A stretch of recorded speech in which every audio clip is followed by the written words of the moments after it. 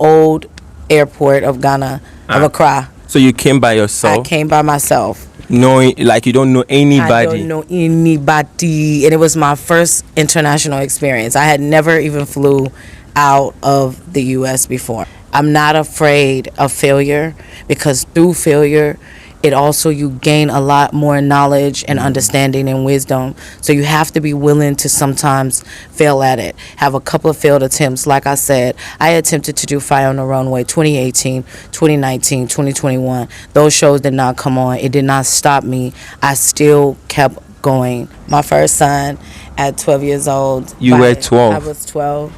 By the age of 18, I had 5 sons already. And by 21, I had my daughter. So by the age of 21, I had already gave birth to. You coming to Ghana, what really motivates you coming to Ghana?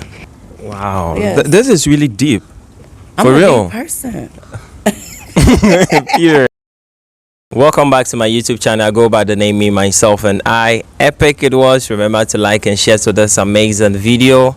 I always want to say a very big thank you for always subscribing, liking, and sharing at the same time. Thank you so much. And I'm here with this amazing queen, Nika Malone. Oh, Nika Malone. Yes. Wow. That is really deep. Can I ask you how you got that name? Well, my official first name is Tanika. Oh, okay. And so many started calling me Nika. Nika. And then Malone just came from, like, it was attractive to going with my name. So Nika Malone. Oh, okay. I see. Nika Malone. Because I was thinking like Nicki Minaj, Nicki this, Nicki that. So there's no Nicki Minaj. No, I am the only Nika Malone. Okay, the only. The only. Yeah, underline the word only. I was born in Minneapolis, Minnesota, and I also lived a great part of my life in Dallas, Texas. So I feel like I'm mixed up with a bunch of stuff going on. And so as I started to really do research and understand where I was coming from, I learned that I had some origins here in the northern region of Ghana. Oh, okay. But this was later. This was like last year type stuff. Okay. It wasn't in the beginning. So initially I came here by myself. I got off the plane. I'm in the airport, the old airport of Ghana, of Accra. So you came by yourself? I came by myself. Knowing, like, you don't know anybody? I don't know anybody. And it was my first international experience. I had never even flew out of the U.S. before. I flew within the U.S. I've traveled a lot, but I had never, ever traveled outside of the U.S.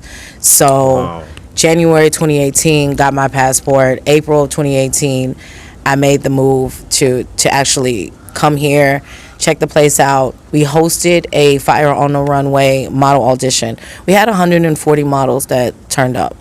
So it was very devastating to not do the shows, but what I will say is that I didn't understand the system. I thought, like, while I'm in the U.S., I can just partner with someone here, and then they could, navigate things for me. But unfortunately, that's not always the best, So for me, I give advice to tell people you need to be on the ground, or you need to have a trusted partner on the ground that's able to navigate things for you and stuff like that. So coming from the Midwest, just decided to come and see for myself, and I was completely blown away. Now that I've been here, coming and being interacting with Ghana for 5 years, and Fire on the Runway International now, we made our way into Africa in 2021. We had a show in Nairobi, Kenya, and now we've officially had a show in Accra, Ghana in December of 2022. So that's how most people know me. I'm also an Amazon best-selling author. And I do a host of other things. A lot of people like to call me the plug. So, like, if you need something done or taken care of in Ghana, or you need to connect with someone, I'll say 8 out of 10, I pretty much know how to plug you. Okay. Yes. Okay. Let's go straight about this. Like, it's really interesting how you were able to go to Nairobi, Kenya, and now you are officially here in Ghana. Yes. How did this happen? Coming to Ghana, establishing a business like, the runway shows and all that. Yes. How did it start it? It actually started in 2017. I started to do my research on Ghana as I was looking to bring the fashion show to Africa. Okay. Initially, Ghana was not my first choice. I was thinking more like Lagos, Nigeria. Oh, okay. Yes, because everybody knows Lagos, and the fashion scene there is incredible. It's phenomenal. And so I was more intrigued to start there. But then a little birdie kind of like flew by and was like, have you tried or thought of Ghana? And I'm like, Ghana? Where is that? Wow. Yeah. So you never knew about Ghana? I did not know. Not in 2017. I didn't know. But funny story, I had a, you know how Facebook pops up memories? Yeah. In 2015, ironically, I posted something about Ghana. I don't know why I did that. I don't know where that information came from, but I just did. So it all started there. And then in 2018, I actually visited Ghana for the first time in April.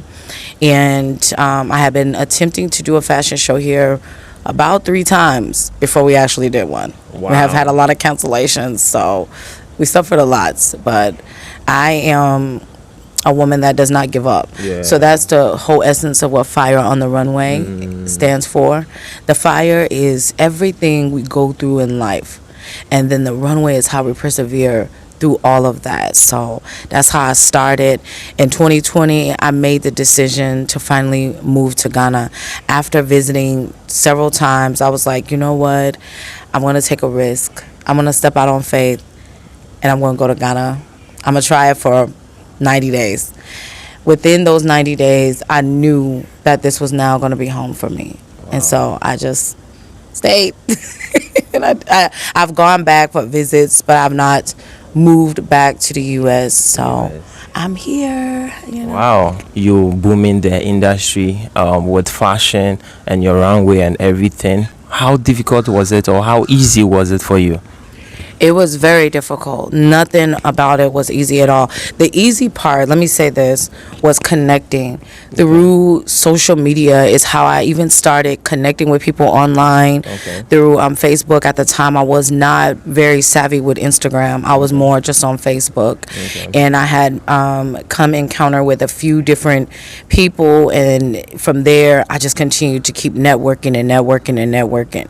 So for me, I'm not shy. I'm very bold, and I just take those chances to inbox someone. Now we DMing people, and if I get their contact, I will call. If I get an email, I will email, and just being persistent in my approach to how I want to obtain information or connect with them. And if they don't want to mind me, no problem. I just keep it moving. But I had not come. Yeah, we move. We don't have time to wait for people who decides to come after you've been discovered. See, some things you need to do you need to have people that walk with you when you begin to start walking, not when you're running and you're on fire and you're taking off. Now, aside from all of that, I also am a motivational speaker. As I said to you, I'm an Amazon best-selling author. So I just utilized a lot of my skills that I had or have from the U.S. and transform them into whatever I'm doing, transition them, I should say, into whatever I'm doing over here in Ghana. Wow. So for me, I'm bold. Like, I'm not afraid of failure, because through failure, it also, you gain a lot more knowledge and understanding and wisdom. So you have to be willing to sometimes fail at it. Have a couple of failed attempts. Like I said, I attempted to do Fire on the Runway 2018, 2019, 2021. Those shows did not come on. It did not stop me. I still kept going. And in the midst of that, I started to connect with Nigeria even more, Zimbabwe, and also Nairobi, Kenya. You inspire a lot of people out there, and people will love to, support you in what you're doing. Are you willing to open up into those kind of things, or you want to do it alone? No, because you know what, it takes a village.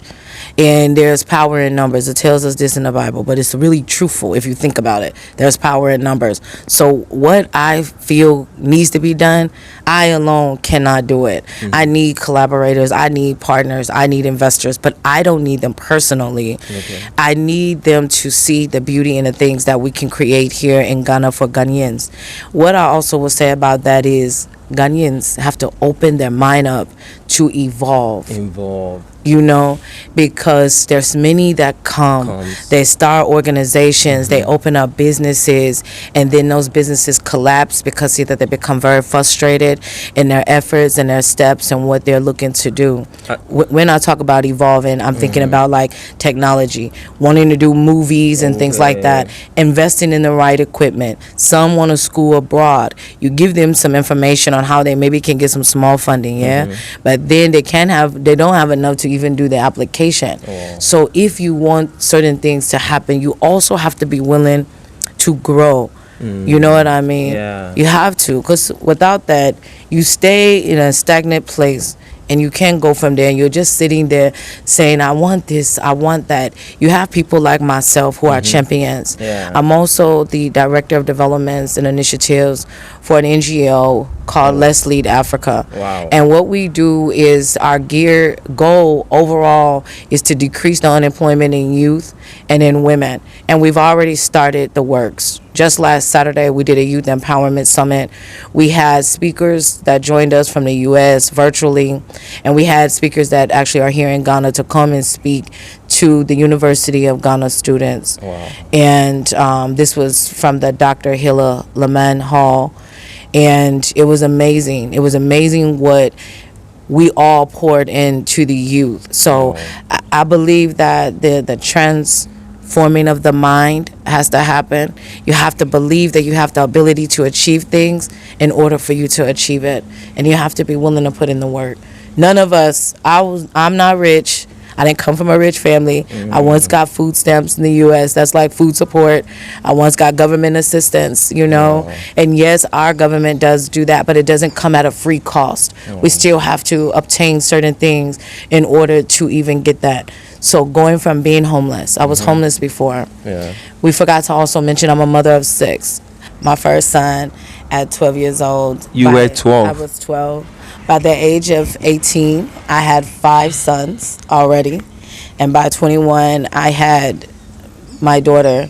So by the age of 21, I had already gave birth to 6 people. For me, because of that, I was always told that I wouldn't be able to go far, that life would be a challenge, which was true. Life has always been a challenge for me. It was never easy. Their father was there and not there, so most of it was on me, you know, to raise them and things of that nature. And so being a single mother was one of the most biggest challenges that I faced growing up. So when people see me today, they think, oh, she had a soft life. No, by no means did I have a soft life. You know, I've worked really hard to be where I am right now today, and I'm still not rich. I'm still wanting to be a millionaire. You get me? And then going on to being a billionaire. You get me? You know, and so the dream is big. You understand? Because it's big. I'm like, why would I think of just not? And I'm not waiting. The difference between me and a lot of other people, I'll tell you something. I'm not waiting on anyone to give me permission to do what it is that I know how to do. I just decide this is what I'm going to do. I take the necessary steps to do that. I'm also known as the executor because I execute things while others are straggling on the fence. They're scared. They don't know if they want to do it. I'm like, I'm out here. I'm going to go ahead and do it. However people receive me, that's their choices and that's their business. If I inspire at least one person on this earth, which I know I've done way more than that, you know, I've done well. I feel accomplished. But if we're not inspiring anyone, then what then again? You coming to Ghana, what really motivates you coming to Ghana? To be honest with you, at the time I was working at a call center. I was a call center manager. And I employed this woman, and her husband was Ghanaian. And that's how I ever got started even knowing about Ghana. Okay. And then when I started doing my research, there was this video. I'm sorry, I do not remember the YouTuber because this was like in 2017. Maybe it could be Wendy Maya. No, I don't know. She was a woman. Yeah. And maybe it was in 2017. natural girl. It could have been. I don't want to say yes because I really don't remember. So forgive me on that one. But she did this nightlife, and they had boxing, and she was eating food on the beach, and they had kebabs. And I was like, oh my goodness, I really want to go there. I really want to experience it. And so when I came in 2018, what I grew up thinking about Africa is way different than what I seen coming to Ghana. Now let's not play as if there's no hardship or problems, because we all know that thing is all over the world. There's no country that doesn't have anything like that going on. It's some different from country to country. But what amazed me the most about Ghana is the peace. The peace of mind. The peace of mind, feeling safe, coming from the U.S. where there just became a lot of police shooting and things like that. It made it where you just started to be very edgy. You're very nervous about doing simple things like just going to the mall or going to the grocery store or something like that. So for me, I came here, I recognized the peace, I recognized that there was friendly people, and so I came again, and then like I said, in 2020, I was like, no, I'm gonna move here. And from there, I faced challenges here in Ghana, trust me, I have. However, they have equipped me to become more stronger in my stride in life. I was about to ask you that question. Has Ghana changed your life in some way? Absolutely, it has. In which way? In a way that I myself am more calm. I feel more vigorous. I feel like I have the ability to do so much, and I feel that my voice can be heard. In the U.S., it's like sometimes we can become catty, but I see it here in Ghana. I see it in Africa, period. I see it within black people. We are haters amongst each other. We don't want to see each other. There was this meme one day, while you're climbing, someone else is climbing, and then there's another one down at the bottom knocking all the people off the wall as they're climbing. Wow. And that's that's the black culture. Whether you're black American, black British, black Africans, Canadian, it doesn't matter. I've seen it all. Like, we are quick to cut each other. And we need to stop that, because when you look at other races, they don't behave that way. They rise each other up, even if they don't like each other. Tom doesn't have to like Bob to make money with him. Tom is a white man. Bob is a white man. When he wants to make money, he's going to make the money. And if we had adapt to that mindset, we can grow as a full culture globally. So I just feel that if we can learn to not feel intimidated by what someone is doing, then we can do more. We don't have to think that someone else's greatness is a decrease in our greatness. You see what I mean? Yeah, I do. I don't feel intimidated by no one. Even when I have been amongst higher celebrities, because me myself, I'm a celebrity. I don't care what anybody says. Of course you are. Come on, nah. You can Google me, baby. But right. So it's like when I have been around people who've been in the industry longer, have done things longer than I have, I never feel intimidated by them. I don't feel like I'm less than, or that I don't deserve to have a seat at the table. So So now I'm creating the tables for people to come and have a seat at. Before, I was fighting hard to be amongst, to be accepted, for people to say, okay, we receive you. But I realized that when they feel you have something authentically different than them, they will close the door in your face. So do you stand there with the door closed? You push, you move. Wow. This is really deep. I'm for a real deep person. Period. Like, I'm deep, but I'm also very goofy. I'm very welcoming. Yeah. I do not shun people away. If you see me when I'm out and about, I will speak to you. I'm not someone that's like, oh, you're saying what? You know, I will speak to you. I'll take pictures with you. I've given out several of my books